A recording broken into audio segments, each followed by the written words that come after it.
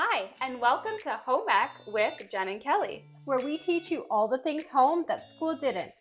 Today, we're going to be talking about multiple offers, which, surprise, they're They're back. back. So, Jen, what's a multiple offer and why do we need to know about it? Okay, so when you go on realtor.ca or your agent will send you a listing and it's priced unbelievably low, where it usually should be priced in and around, say, $1 million, for example, and then it's priced at $599. Ding, ding, ding. Those are red flags. That's a huge red flag that a multiple offer situation is about to happen.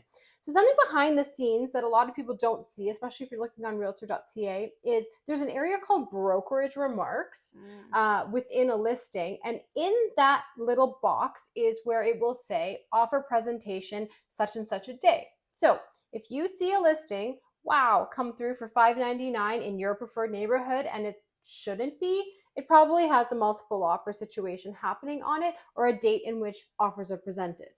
100%.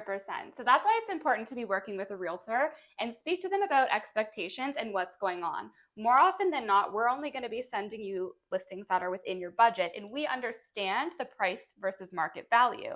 So, like Jen said, just because it's listed at $599 does not mean you're going to get it And for so $599. let me go a little bit more into that because I feel like I didn't actually answer the question. So multiple offers is when there are more than one offer that's going to be presented at a specific time, or at least in the hopes of having more than one offer being presented.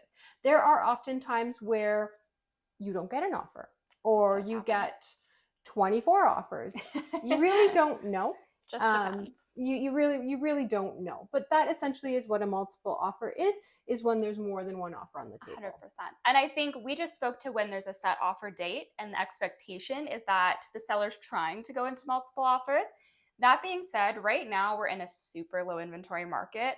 So even properties that are priced at market value or even just slightly under, basically well-priced properties, are also going into multiple offers when they're not even expecting it because buyers are out there looking. So if you have a good product, you're more than likely going to see people competing for it right now. Especially the fact that this is a spring market, so seasonality, the homes have really come out onto the market now, and there isn't enough of them for the demand that's out there. 100%. So, talking about offer dates, if say a home gets listed on a Monday, they may make their offer date for the following Monday with a week for showings and open houses and whatnot. But, Jen, what if I'm looking at two different houses and they both have offer dates? So, I want to offer on this one today. That, my friend, is known as a bully offer, or a preemptive offer. So also in the listing notes, you will find out if in fact the house or the listing is accepting bully offers or preemptive offers in advance of the multiple offer date. It usually has to disclose it, otherwise realtors tend to get very angry. Nobody wants an angry realtor. So and what it is essentially a preemptive offer is an offer that is incredibly strong, that you are going to come in and you are going to blow the other offers. It's an offer that is so strong and so amazing that the sellers would be silly not to want to take it. That's what you would want to put forward as a bully offer. You are bullying them. You are saying, here, seller, you thought you were getting $1 million. Here's 1.2. I mean, in a perfect world, there would be no conditions and a nice fat deposit check right alongside that offer. But that is essentially what you would want to do if you wanted to go ahead and beat out all of the other offers on the table if you thought there was going to be many. 100%.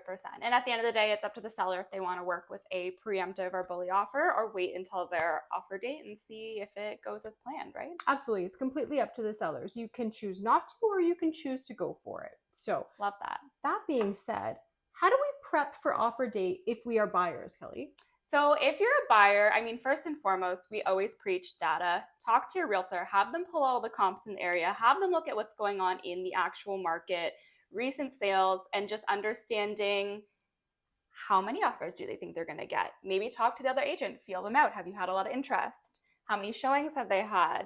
Rule number one when you're going into an offer night is you want your realtor to be best friends with the listing realtor. We're buddies all the way. Because at the end of the day, if your agent has a good relationship with that agent, they're going to probably be able to get a little bit more info. You know, they might be buddies. You might get a little bit of an upper hand there. You never know. It just helps to be friends. So, long story short, get an idea from them what their sellers might be expecting if they're open to sharing that, what comps they're looking at in the area, and just how many offers they think might be coming in, because that allows you to kind of gauge where you want to go. But beyond what's happening in the situation, what's your situation? So you're also going to want to figure out what your financial situation is like. So you need sure. to know how are you doing? What does your financial health look like? You'll have to have likely a number that you don't want to go beyond, and you'll have to communicate that or want to communicate that with your realtor so that you don't have that feeling of buyer's remorse having paid 1.5 for the $1 million 100%. property, because as multiple offers go on throughout the night, things start to get really heated. It's very competitive. There might be multiple rounds, so you might get up to a number where you don't feel comfortable. So sure. having that financial health check beforehand with So your important. realtor helps you to know your limit and play within it. Always. That's Always. the thing. I mean, as competitive people, we understand when you get in it and you're like, I want this house, I got to beat them.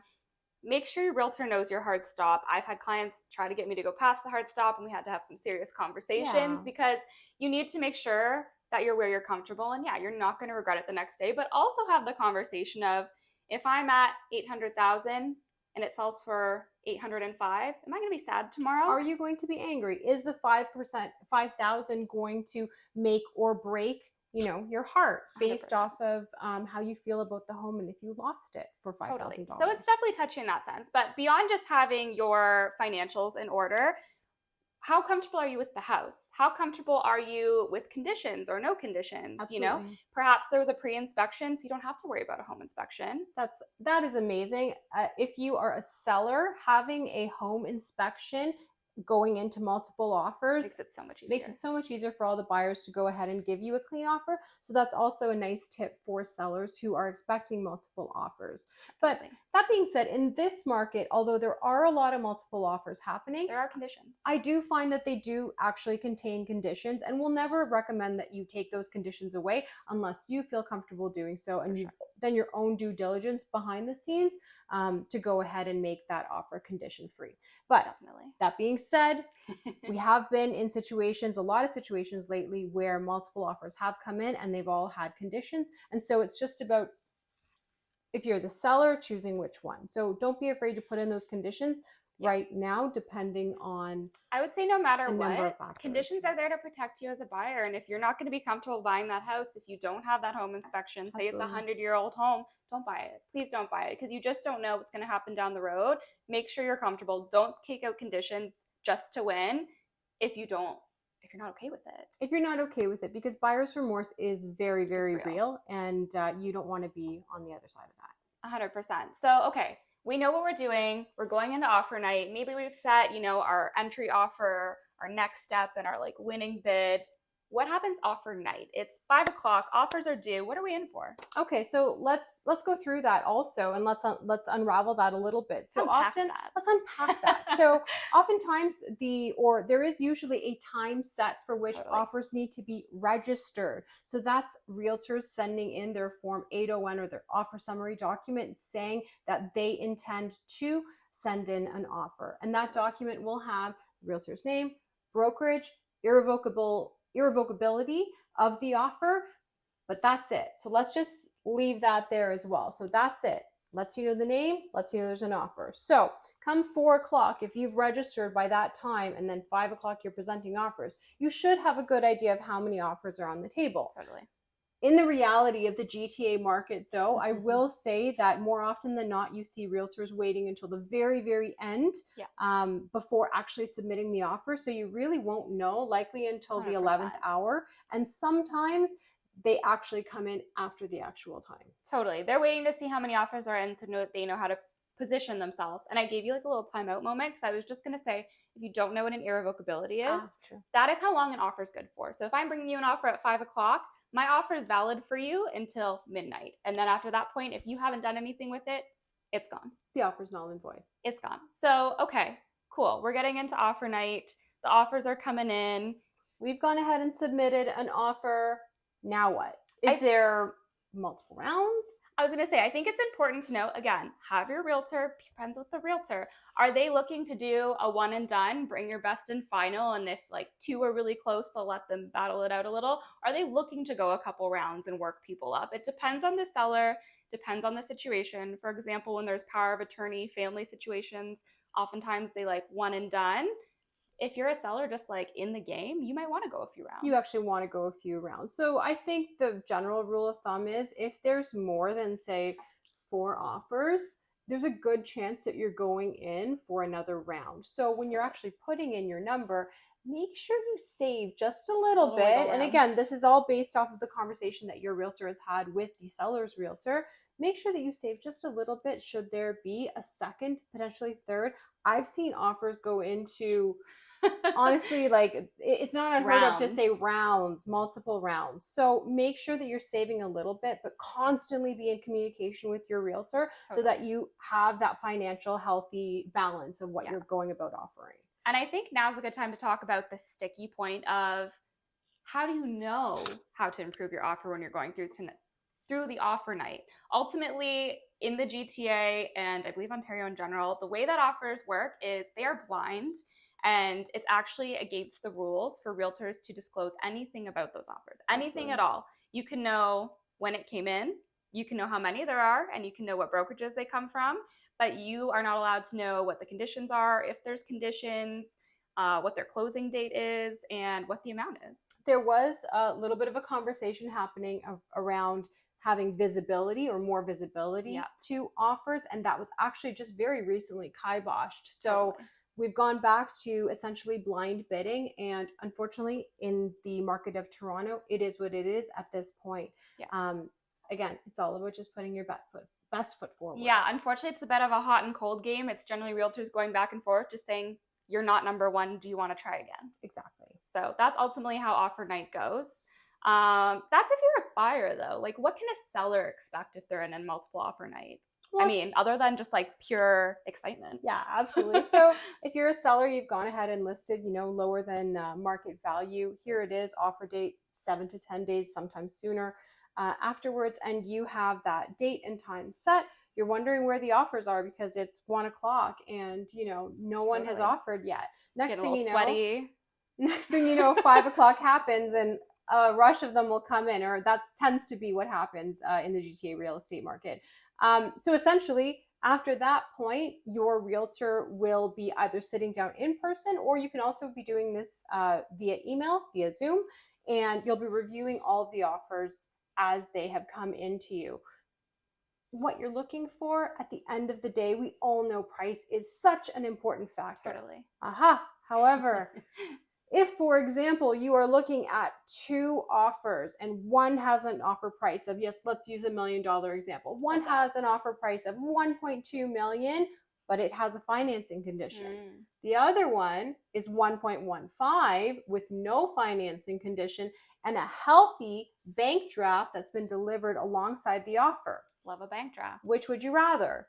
Now, it's been in my past experience that accepting an offer without condition, even though it's slightly less, and let's all take this in stride, right? It has to be slightly less. You're not gonna want to take something that's $100,000 less, or you might, completely up to you.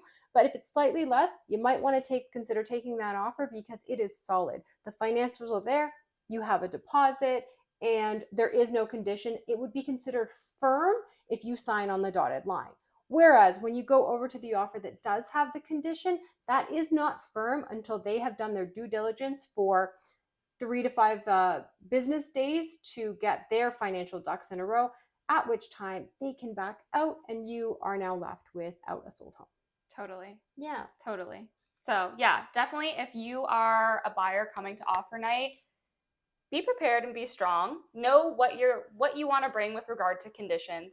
Bring a good number, and if you can bring your deposit, that is always such a strong sign. Absolutely. You're there because you mean it. Absolutely. And on top of, actually, if you do if you have a bank draft signed from your bank ready to go alongside that offer, it just gives so much financial backing to your offer. Totally. And in addition, I do want to say, I know it sounds so cheesy, but those letters, people love the letters that you write to the homeowner, it tugs at their heartstrings. So you really want to consider putting down a little bit more effort onto, typing out a piece of paper, a letter directly to the sellers as to why you want the home, why you would be the perfect fit.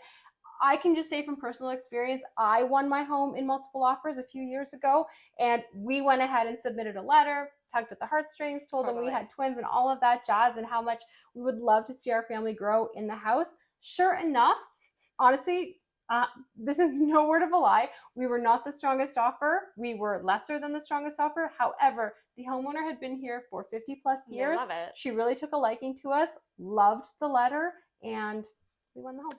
There you go.